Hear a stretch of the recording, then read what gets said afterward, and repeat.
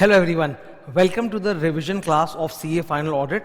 This is on the go revision. On the go revision का मतलब है कि जब भी तुम कहीं पर भी तुम्हारे पास खाली टाइम है या यू आर कम्यूटिंग, एक जगह से दूसरी जगह ट्रैवल कर रहे हो, तो उस समय मोबाइल में बैठ के यूट्यूब पे रिविजन देख सकते हो. तो ये ऑन द गो रिविजन है.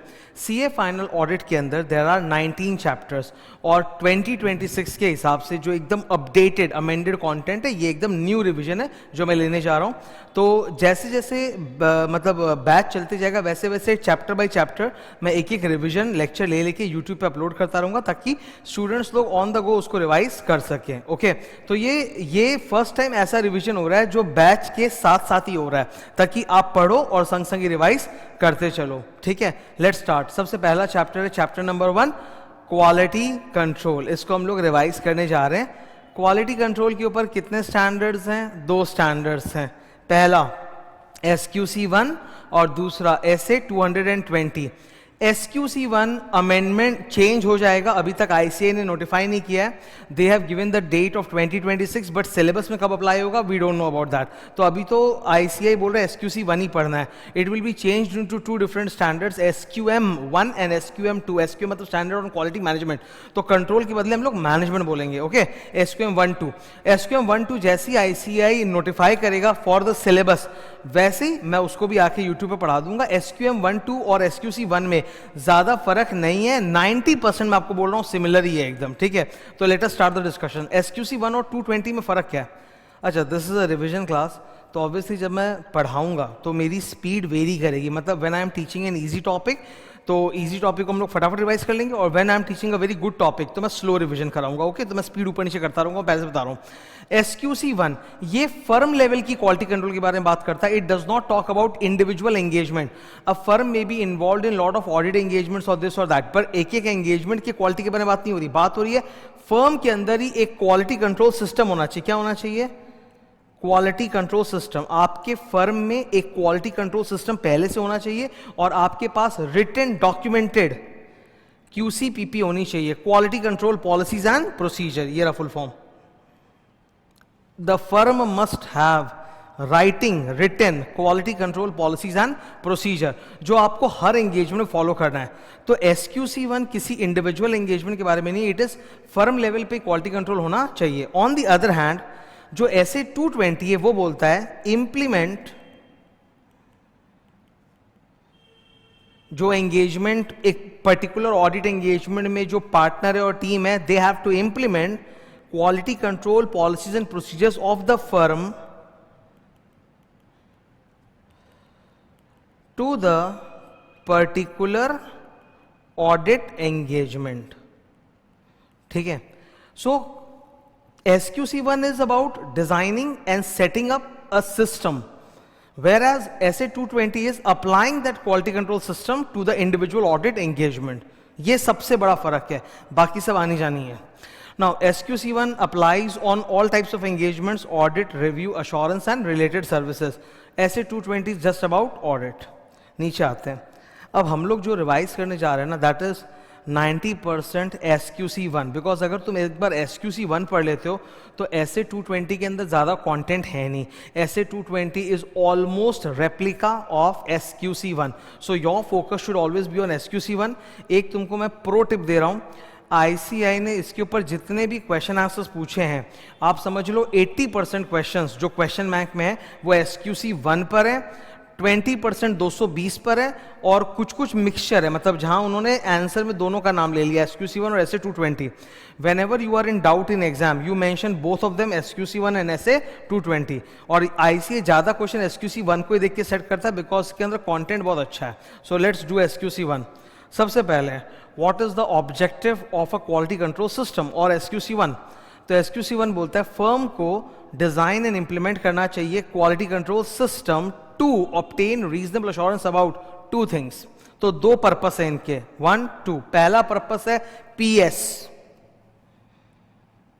पहला पर्पस है PS कि firm should comply with professional standards and legal requirements. और दूसरा, जो भी एंगेजमेंट रिपोर्ट इशू हो रही है, the report should be appropriate. We are not saying right wrong, we are saying the report should be appropriate. ये दो objective तुमको याद होने चाहिए whenever you are writing a descriptive answer. तो आंसर में जो कंटेंट आता है, लेंथ आता है, वो इन सब चीज़ों से ही आता है। तो आपको लिखना पड़ेगा कि क्वालिटी का मकसद होता है that the firm complies with professional standards and legal requirements and the report issued is appropriate. ये पूरा आना चाहिए। नाउ आपके सबसे बड़ी topic in this entire chapter, सबसे बड़ी topic, the central topic is what are the 6 elements of quality control. What are the 6 elements of quality control. तो क्वालिटी कंट्रोल के 6 एलिमेंट्स होते हैं। याद करने के लिए बोलेंगे लेचम। क्या बोलेंगे? लेचम। ये एक निमोनिक है, ठीक है। लेचम बोल के कोई इंग्लिश में वर्ड नहीं होता, ये एक निमोनिक है। और प्लीज सीरियल ऑर्डर में याद करना, वरना लेचम का आप उल्टा पुल्टा करके माइकल, केमिकल, वो सब भी बना सकते हो निमोनिक में, पर हम लोग को वो नहीं करना है। We have to learn all the 6 elements in serial order, ठीक है। तो एल पहले, ई, फिर सी, फिर एच, फिर ई, फिर एम, तो ऐसे लेचम। एल से लीडरशिप, अब एक एक करके डिटेल में डिस्कशन है, फिर भी देख लो यहाँ पे एक बार। एल से leadership, leadership has to take responsibility of implementing quality in the firm. E से एथिकल रिक्वायरमेंट्स, सी से क्लाइंट एक्सेप्टेंस। जब आप ये स्टैंडर्ड पढ़ो तो आपका बेसिक ऑब्जेक्टिव ये होना चाहिए, मान के चलना कि सीए फर्म के पास काम की कमी नहीं है। हमारे पास कोई भी काम आता है क्लाइंट का, तो हम पहले देखते हैं कि वो लोग अच्छे लोग हैं, उनका बैकग्राउंड क्लियर है, तब हम उनका काम एक्सेप्ट करते हैं। ये नहीं कि जो भी हमारे यहाँ आ जाए हम उसका काम एक्सेप्ट कर लें। तो एटीट्यूड ये वाला रखना पड़ेगा, तब तुम इसको पढ़ पाओगे। तो keep that attitude that you are a very good reputed firm and you don't have shortage of work, तो you are in a position to choose और reject your client. So client acceptance and continuance. अगर हमने accept भी कर लिया तो जरूरी नहीं कि हमको नेक्स्ट ईयर उसको कंटिन्यू करेंगे। We may drop the client if we find issues. तो third element is client acceptance. Fourth is human resources, मतलब फर्म अच्छे लोगों को हायर करता है। फर्म का जो एचआर डिपार्टमेंट है वो रिक्रूटमेंट पर खास ध्यान देता है, अच्छे लोगों को, काबिल लोगों को, इंटेग्रिटी वाले, क्वालिटी वाले, कंपिटेंस वाले लोगों को हायर करता है, तब काम की क्वालिटी अपने आप ही अच्छी होगी। पांचवा एलिमेंट सबसे बड़ा है, मतलब लेचम में बाकी 5 एक तरफ और ये अकेला एक तरफ, ये सबसे बड़ा है। आपके फर्म में क्वालिटी कंट्रोल है, सब कुछ है, पर अगर आप लोग काम में ही वो क्वालिटी कंट्रोल नहीं दिखा रहे हो, परफॉर्मेंस ऑफ द एंगेजमेंट में, तब सारी क्वालिटी बेकार है। So quality must be reflected in the performance of the engagement. तो ये सबसे लंबा टॉपिक है। एंड एम लास्ट है, मॉनिटरिंग। आपने जो क्वालिटी कंट्रोल सिस्टम बना लिया है ना, उसको मॉनिटर करना जरूरी है। Sir why? देखो, क्वालिटी ऑफ सर्विसेज का जो डेफिनेशन है क्वालिटी का, वो दिन प्रतिदिन और इंप्रूव होते जाता है। क्वालिटी के लेवल दिन प्रतिदिन ऊपर होते जाते हैं। It's not constant. जो कल तक गुड क्वालिटी माना जाता था, आज वो गुड क्वालिटी नहीं है, कुछ और बढ़िया हो गया है। तो इसीलिए हम लोगों को अगर क्वालिटी अपग्रेड हो रही है तो हमें अपना QCS सिस्टम भी मॉनिटर करके अपग्रेड करना पड़ेगा। It should B relevant with the changing time. अब ये सारे लेचम वाले जो एलिमेंट्स हैं, ये एक एक करके मैं डिस्कस कर देता हूँ फटाफट। सबसे पहले लीडरशिप। अगर आप फर्म लेवल की क्वालिटी की बात कर रहे हो तो फर्म का जो मैनेजिंग पार्टनर या CEO है, उनको जिम्मेदारी लेनी पड़ेगी about the quality in the firm. They must set an inner culture of quality. Firm में कल्चर होना चाहिए क्वालिटी का। 3 डायलॉग हैं जो अपने को याद रखने हैं।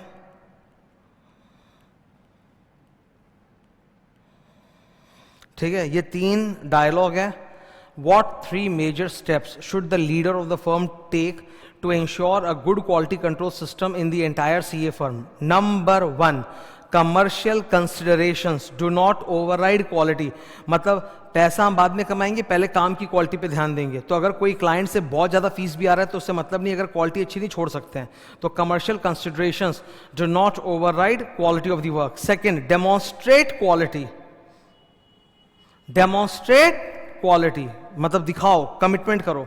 And third, firm devotees sufficient resources. अच्छे क्वालिटी का काम तभी हो सकता है जब आप तगड़ा मैन पावर, अच्छा टाइम लगाओ। तो रिसोर्सेज का मतलब है मैन पावर एंड टाइम।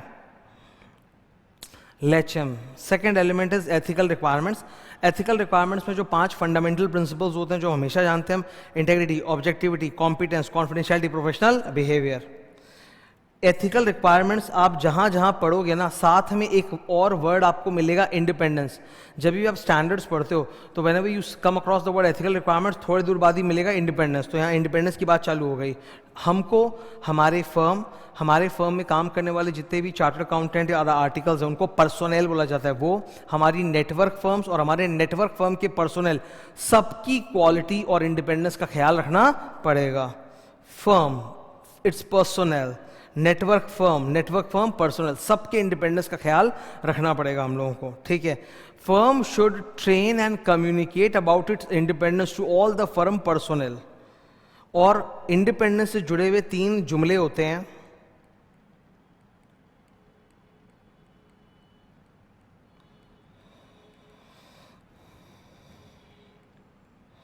ये सब जो फंडामेंटल प्रिंसिपल्स और ये अभी जो मैंने हाथ से लिखा है ना, ये बहुत डिटेल में आता है चैप्टर नंबर 19 में, कि इंडिपेंडेंस को लेके देयर आर सर्टेन थ्रेट्स, उन थ्रेट्स को एलिमिनेट करने के लिए देयर आर सर्टेन सेफगार्ड्स। और अगर सेफगार्ड्स लगा कर भी आप इंडिपेंडेंस थ्रेट को एलिमिनेट नहीं कर सकते या रिड्यूस नहीं कर सकते तो you better withdraw from the engagement. अच्छा, जब स्टैंडर्ड्स में विथड्रॉवल की बात उठती है ना, कि मैं विदड्रॉ कर रहा हूँ, ये धमकी बहुत चलती है पूरे स्टैंडर्ड्स में कि चार्टर्ड अकाउंटेंट ने देखा कि ये गड़बड़ है, वो गड़बड़ है, विदड्रॉ। तो there is a withdrawal protocol. आप ऐसे हवा में विदड्रॉ नहीं कर सकते, there is a withdrawal protocol. Withdrawal protocol हम लोग चैप्टर 2 में भी सीखते हैं, ऐसे 240 के अंदर वो बहुत ज़्यादा मशहूर है। और यहाँ पर भी एक विड्रॉवल प्रोटोकॉल है। लैंग्वेज थोड़ी अलग है पर कंसेप्ट एकदम सेम है दोनों जगह। तो मेरा कहना है कि दोनों जगह अलग अलग ही याद करना। तो यहाँ पर विड्रॉवल प्रोटोकॉल क्या है, अगर आप देखते हो कि भाई गड़बड़ है तो विड्रॉ कर लो। विड्रॉवल प्रोटोकॉल क्या है, याद करने के लिए निमोनिक है DP।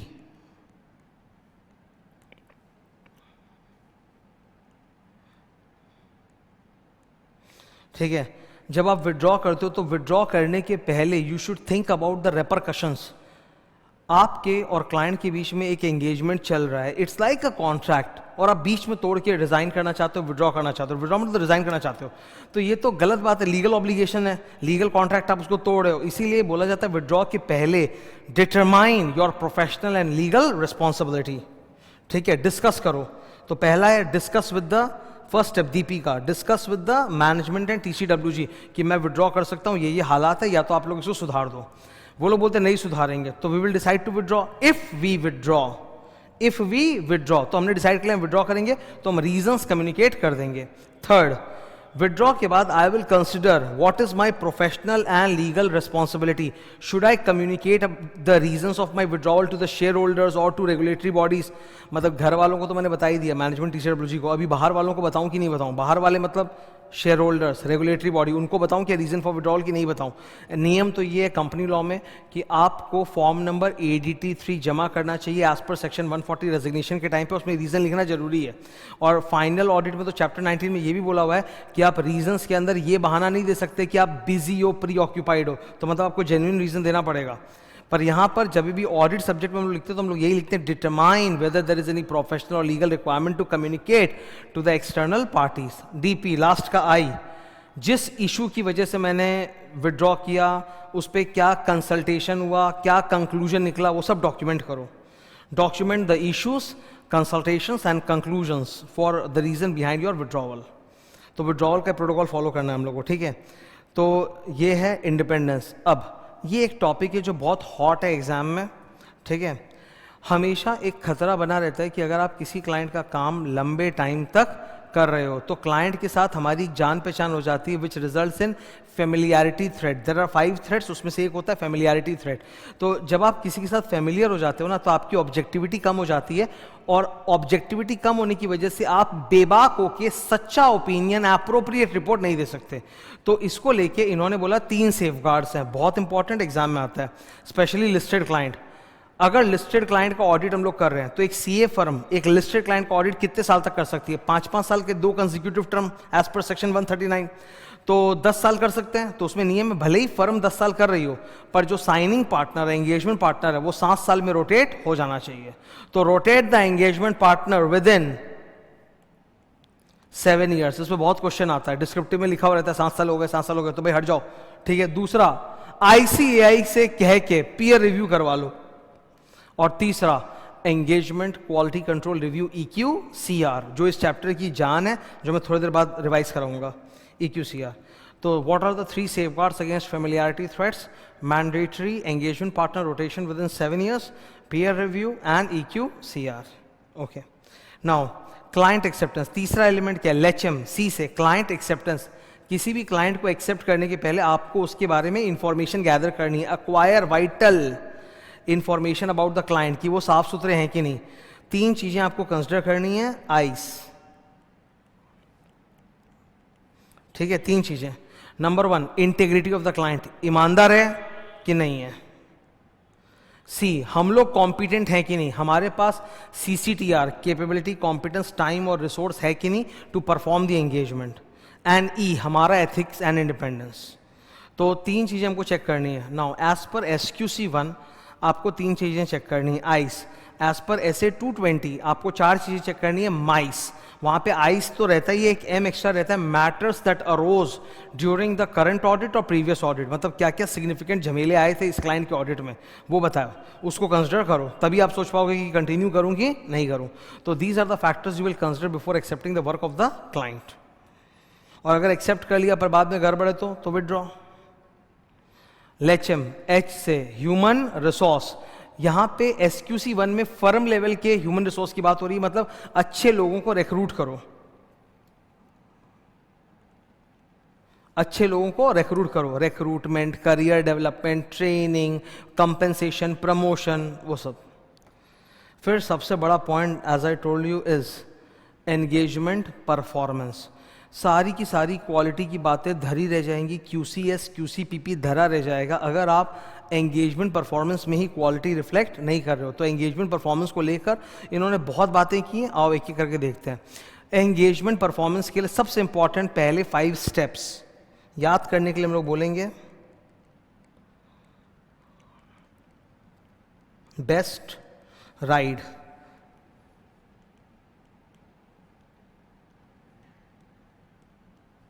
ठीक है, बोलता है एंगेजमेंट के अंदर अगर क्वालिटी अचीव करना है, if you want to achieve consistent quality in the performance of the engagement of the firms, you have to follow these 5 steps. Best ride. B, briefing of the team, मतलब partner team को काम पे भेजने के पहले briefing करेगा, पूरा ज्ञान देगा, डिस्कशन करेगा, मैटर्स बताएगा. ई, एंगेजमेंट स्टैंडर्ड्स जो भी होते हैं स्टैंडर्ड्स, वो आप फॉलो करोगे. जाहिर सी बात है अगर हम लोग स्टैंडर्ड्स फॉलो करेंगे तो काम अपने आप ही अच्छी क्वालिटी का होगा. बेस्ट, S और T, supervision and training. Ride, review of the work done. And D, documentation, audit, file. तो अगर आप ये सब करते हो तो अपने आप ही काम की क्वालिटी अच्छी होगी. अब एक एक करके मुद्दे आएंगे यहां पर. ये पहला मुद्दा है, मैं जो बोला था ना EQCR आएगा, ये रहा पूरा EQCR. बहुत बड़ा टॉपिक है और इंपॉर्टेंट भी है. Third, fourth. तो एक चीज तुम लोग कभी भी देखो, रिवीजन करते वक्त मैं एक चीज याद दिलाता हूँ. First point, revise as many times as possible. ऐसा कोई 3 बार का लिमिट नहीं है, हर किसी का अपना है. अगर आपको 3 बार में कॉन्फिडेंस आ रहा है ग्रेट है, अगर आपको 10 बार में आ रहा है तो आप 10 बार रिवाइज करो. दूसरी चीज है, जब आप रिवाइज करो तो please try to learn the key words. अब सपोज मैं तुमसे पूछूं कि क्वालिटी कंट्रोल चैप्टर में तुमने क्या सीखा, तो तुम बोलोगे सर हमने ये सीखा कि क्वालिटी के 6 एलिमेंट्स होते हैं, लेचम, और एक क्या करे बोलो, तो नाम याद करना पड़ेगा. फिर अगर मैं तुमसे पूछूं कि एंगेजमेंट परफॉर्मेंस तो सबसे इंपॉर्टेंट एलिमेंट है क्वालिटी का, तो एंगेजमेंट परफॉर्मेंस में कौन से 5 स्टेप्स है, तो you must be able to tell me sir best ride, ये 5 स्टेप्स है. फिर मैं बोलूं कि एंगेजमेंट परफॉर्मेंस टॉपिक के अंदर 4 बड़े बड़े टॉपिक्स और आते हैं, कौन से, तो you must be able to tell me sir ये 4 टॉपिक आते हैं, consultation, EQCR, difference of opinion, documentation. अगर तुम ये नहीं बोल पा रहे हो या ये नहीं याद कर रहे हो तो सर आप जितनी बार भी रिवाइज कर लो, it is not going to stay in your mind, वो उड़ जाएगा ब्रेन से, वो खत्म हो जाएगा. तो अगर तुम सोच रहे हो कि हमको याद नहीं रहता पढ़ने के बाद, तो इसका रीजन है कि you have not put in the effort to learn the key words and phrases. Unless you do that, as many times you revise, कोई फर्क नहीं पड़ता, यू विल ऑलवेज फॉरगेट. कुछ दिन आपके ब्रेन में रहेगा, फिर उड़ जाएगा, फिर उड़ जाएगा. तो please learn those important topics and words. ठीक है, अभी मैं इसको पहले डिस्कस करूंगा. कंसल्टेशन. तो what are the 4 big topics in engagement performance. पहला हम लोग के सामने है कंसल्टेशन. कंसल्ट आप बराबर वाले से नहीं करते, आप ऊपर वाले से करते हो। डिस्कशन और कंसल्टेशन में फर्क होता है। टीम के अंदर डिस्कशन होता है, पार्टनर और टीम का डिस्कशन होता है, लेकिन जब आप किसी स्पेशलिस्ट या एक्सपर्ट से बात करते हो उसको कंसल्टेशन बोलते हैं। तो define consultation. Consultation means discussion with an expert to resolve contentious matter, controversial matter को रिजॉल्व करने के लिए। It improves the quality of the engagement and our professional judgment. तो इसको याद करने का डेफिनेशन तुम ऐसे बोल लो मेरे साथी, what is consultation? Consultation is discussion with expert to resolve contentious matter which improves quality of engagement and professional judgment. Second topic है एंगेजमेंट क्वालिटी कंट्रोल रिव्यू। ये एक पेज का है और इसको रिवाइज करने के लिए मैं एक डायग्राम दिखा रहा हूं जो मैंने बनाया था क्लास में तुम लोग के लिए। इधर देखो, सपोज मान लो कि केपीएमजी चेन्नई का क्लाइंट है और ये रहा केपीएमजी चेन्नई का पार्टनर है, टीम है। ऑडिट कंप्लीट हो चुका है, बस रिपोर्ट साइन अभी तक हमने किया नहीं है। We have not issued audit report, draft audit report बना के रेडी है, ठीक है। एंगेजमेंट पार्टनर ने पूरी ऑडिट फाइल का रिव्यू कर लिया है, उसने अपने टीम का डीएसआर डायरेक्शन सुपरविजन रिव्यू भी कर लिया है। नाउ एक क्वालिटी कंट्रोल रिव्यूअर आएगा जो कि दूसरे किसी लोकेशन या सेम लोकेशन से हो सकता है, पार्टनर हो सकता है या कोई other CA in the firm भी हो सकता है, बाहर का सीए भी हो सकता है, ओके। तो वो आकर इस ऑडिट फाइल की क्वालिटी रिव्यू करेगा। तो एग्जाम्पल के तौर पे सपोज केपीएमजी गुड़गांव का जो कोई पार्टनर होगा वो बन के आएगा EQCR, engagement quality control reviewer, quality control reviewer QC। तो इस आदमी को मैं नाम दे रहा हूं QT, तो QT मतलब वही एंगेजमेंट क्वालिटी कंट्रोल रिव्यूअर, ये QT आएगा and he will do the quality control review. अब ये पूरे परफॉर्मेंस की रिव्यू नहीं करेगा, ये सिर्फ क्वालिटी रिव्यू करेगा। मतलब कि आप लोगों ने, चेन्नई वालों ने उस क्लाइंट का काम करने के लिए केपीएमजी की बनाई हुई QCPP quality control policy and procedure follow किए कि नहीं किए। तो डिफाइन करते हैं, डिफाइन क्वालिटी कंट्रोल रिव्यू, एकदम simple black colour 4 word, objective evaluation of JC, judgments and conclusion. तो ये आदमी क्या करने आया है, quality control reviewer, he has come to do objective evaluation of conclusions reached by the team and the judgments made by the team. इसको बस check करने आया है। JC, JCB सुनो, JCB वो जो इसमें कंस्ट्रक्शन में लगता है, तो JC जजमेंट एंड कंक्लूजन, उसका इवैल्यूएशन करने आया है ये, ओके। इधर तो सबसे पहले वही डेफिनेशन है, objective evaluation of judgments and conclusions.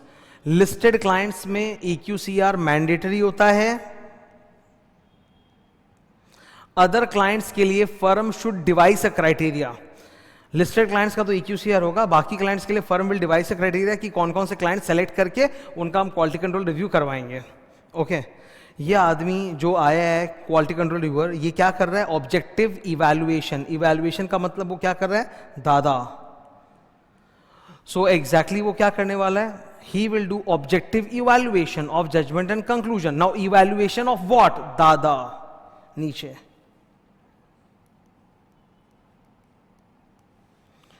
He will discuss significant matters, कि इस क्लाइंट के जो जो इश्यूज और मैटर्स हुए थे वो पूरा डिस्कस करेगा। फिर ऑडिट रिपोर्ट जो ड्राफ्ट आप लोगों ने बना रखी है उसको रिव्यू करेगा, ठीक है। फिर वापस से डॉक्यूमेंटेशन, ऑडिट फाइल चेक करेगा। फिर ऑडिट रिपोर्ट को देखेगा कि वो एप्रोप्रिएट ओपिनियन है कि नहीं है, okay. So engagement quality control reviewer exactly क्या इवैल्यूएट करेगा, वो दादा इवैल्यूएट करेगा। ऊपर ये टॉपिक बहुत फेमस है एग्जाम में कि लिस्टेड क्लाइंट्स का अगर हो रहा है, लिस्टेड क्लाइंट्स का तो EQCR होता ही है, तो वहां पे जो ये अपना हीरो है एंगेजमेंट क्वालिटी कंट्रोल रिव्यूअर, वो क्या क्या चेक करेगा। तो आपको ये 8 पॉइंट्स याद रखने हैं। इनको याद करने के लिए निमोनिक दे रहा हूं मैं, RJ and CM at war. RJ मतलब रेडियो जॉकी, जस्ट कहानी के तौर पे याद रखने के लिए कि सोचो कोई रेडियो जॉकी है जो दिन प्रतिदिन अपने स्टेट के चीफ मिनिस्टर की पोल खोलता रहता है, तो दोनों में लड़ाई चल रही है मीडिया पे, सोशल मीडिया पे। RJ and CM at war. एक और वर्ड ऐड कर दो, independent, independent RJ and CM at war. तो जो क्वालिटी कंट्रोल रिव्यूअर आएगा वो क्या क्या चेक करेगा, ही विल चेक इंडिपेंडेंस, की टीम इंडिपेंडेंट था कि नहीं, उन्होंने अपना इंडिपेंडेंस इवैल्यूएशन किया है।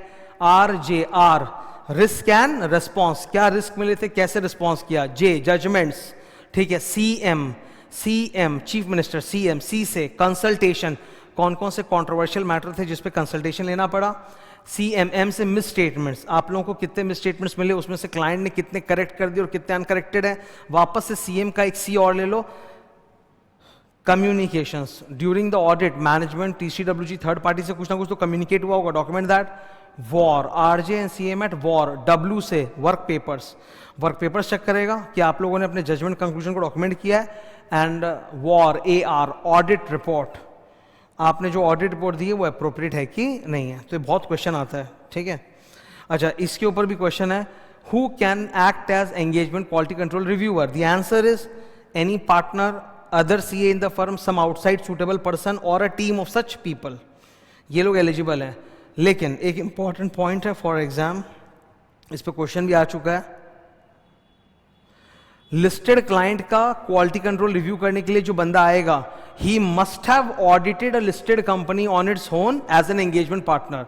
कि मतलब जो एक लिस्टेड क्लाइंट का क्वालिटी कंट्रोल रिव्यू करने आ रहा है वो खुद भी एज एन एंगेजमेंट पार्टनर किसी लिस्टेड कंपनी का ऑडिट किया हुआ है।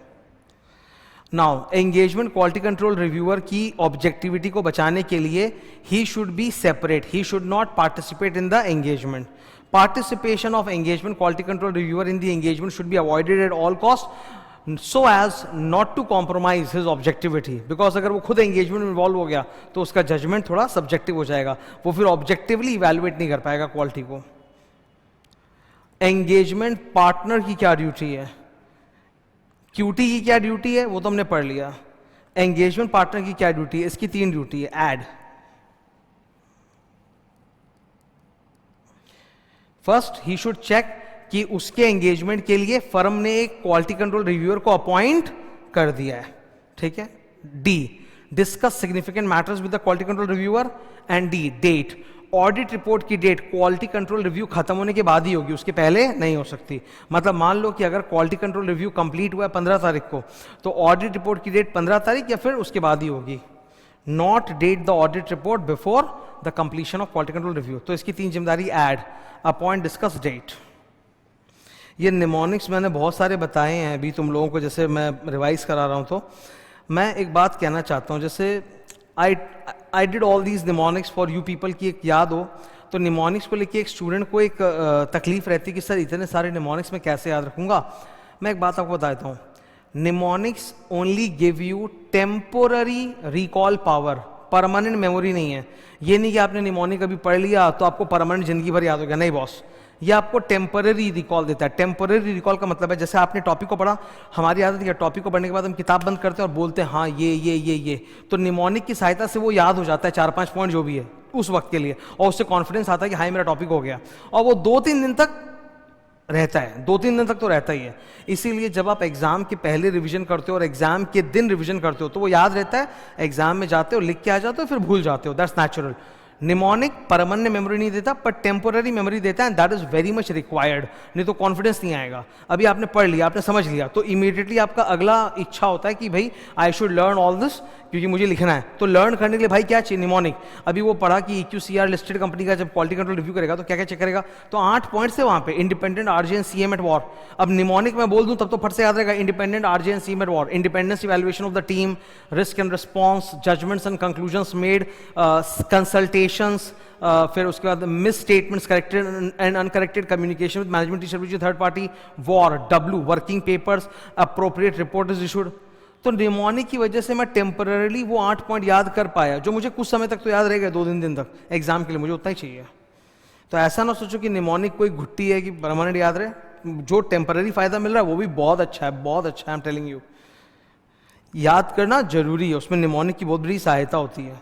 अच्छा, next topic in engagement performance is difference of opinion. Obviously engagement team के अंदर डिफरेंस ऑफ ओपिनियन, मतभेद हो सकता है, ठीक है। आपने जिस एक्सपर्ट से कंसल्टेशन लिया है उससे हो सकता है, एंगेजमेंट पार्टनर और क्वालिटी कंट्रोल रिव्यूअर के बीच में मतभेद हो सकता है। इसके ऊपर क्वेश्चन आता है, whenever there is difference of opinion it should be resolved using the established policies of the firm. Firm ने जो QCPP बना रखा है उसके अंदर पक्का कुछ लिखा होगा ना कि डिफरेंस ओपिनियन कैसे रिजॉल्व करना है, तो फॉलो कीजिए। उसका एग्जाम्पल है कंसल्टेशन। क्या एग्जाम्पल है, consult with another practitioner or firm or professional or regulatory body. That is how you are going to resolve the difference of opinion by consultation. और फिर है आखिरी टॉपिक इसी में, डॉक्यूमेंटेशन। ये सबका फेवरेट, सबका आसान। ऑडिट डॉक्यूमेंटेशन, ऑडिट फाइल को कब तक असेंबल कर लेना चाहिए? For audit engagement 60 days after audit report, for any other engagement timely basis. Audit file को असेंबल होना चाहिए 60 दिन after the date of audit report, and बाकी एंगेजमेंट के लिए टाइमली बेसिस। आपको आपके फर्म में क्वालिटी कंट्रोल पॉलिसी प्रोसीजर है, उसमें सिस्टम होना चाहिए कि डॉक्यूमेंट को सेफली रखना है। याद करने के लिए निमोनिक दे रहा हूं मैं, chair, CAIR। The quality control policy should ensure CC, confidentiality and custody of the work paper. Chair, H silent, A से accessibility of the work paper, I से integrity of the work paper, R से online जो work papers है, जो आजकल तो सारे work paper soft copy, electronic copy, तो रिट्रीवेबिलिटी ऑफ द वर्क पेपर। तो इसके ऊपर भी क्वेश्चन है, इस छोटे से चीज के ऊपर, चेयर के ऊपर भी। ये जितना भी एंगेजमेंट डॉक्यूमेंटेशन है, is it the property of the client और property of the firm? It is the property of the firm. अगर क्लाइंट हमसे चाहता है कि हम उसको पूरी ऑडिट फाइल दे दे, तो आंसर इज नो। हम केवल कुछ पोर्शन या एक्सट्रैक्ट क्लाइंट के साथ शेयर कर सकते हैं, पूरा शेयर नहीं करेंगे, because it will undermine the validity of the work and independence of the chartered accountant. तो पूरा कभी शेयर नहीं करना है हम लोगों को क्लाइंट के साथ, केवल अपने at our own discretion, discretion मतलब सूझबूझ, some portion or extracts can be shared with the client, otherwise it will undermine the validity of our work and the independence of the chartered accountant. Work papers कब तक retain करना है? अक्सर जवाब होता है 7 साल, वो ऑडिट के लिए। बाकी एंगेजमेंट्स के लिए इन्होंने बोला sufficient time period to ensure compliance of quality and longer period if required by law. ये है जनरल आंसर। और अगर आप ऑडिट की बात करो तो आंसर है 7 years from the date of audit report और the date of group audit report, whichever is later. मान लो कि आप सब्सिडरी कंपनी के ऑडिटर हो, आप सब्सिडरी के ऑडिटर हो, सब्सिडरी की जो ऑडिट रिपोर्ट आई है वो है 15 जुलाई, और जो होल्डिंग कंपनी ने कंसोलिडेटेड एफएस बनाया है उस पे जो ऑडिट रिपोर्ट दिया है मेन ऑडिटर ने, उसका डेट है लेट से 15 जुलाई तुम्हारा, उसका डेट है लेट से 1 अगस्त। तो 15 जुलाई और 1 अगस्त में लेटर क्या, 1 अगस्त, तो 1 अगस्त से 7 साल तक आपको रखना पड़ेगा। मॉनिटरिंग, क्वालिटी कंट्रोल सिस्टम को मॉनिटर करना पड़ता है ताकि वो राव रहे। क्या रहे? Rao, relevant, adequate, operating effectively. तो क्योंकि क्वालिटी खुद समय के साथ चेंज होती है, तो सिस्टम भी चेंज करने पड़ेंगे। मॉनिटरिंग के 2 तरीके हैं, ongoing evaluation and periodic inspection of selected engagements. एक तो फर्म के क्वालिटी कंट्रोल सिस्टम को आप लोग इवैल्यूएट करते रहो, ऊपर से बीच बीच में सेलेक्टेड एंगेजमेंट्स का आप उठा उठा के इंस्पेक्शन करते रहो, periodic inspection. That completes the 6 elements. अब ये 220 जो आप देख रहे हो ना, ये ऑलमोस्ट वही है, तो ये हम लोग हल्के में रिवाइज कर रहे हैं। 220 का मकसद क्या है? वही, audit complies with professional standards and the audit report issued is appropriate. SA 220 बच्चा है, SQC 1 माँ बाप है। SQC 1 अगर नहीं फॉलो हो रहा है तो 220 भी फॉलो नहीं हो रहा है। मैं फिर से बोल देता हूं, अगर आपकी फर्म में SQC 1 फॉलो नहीं हो रहा है, मतलब you guys don't have quality control system और quality control policy procedure, it is deemed कि आपने ऑडिट एंगेजमेंट में भी 220 फॉलो नहीं किया है। SA 220 is based on the premise that your firm follows SQC 1 and it has a quality control system and written QCPP।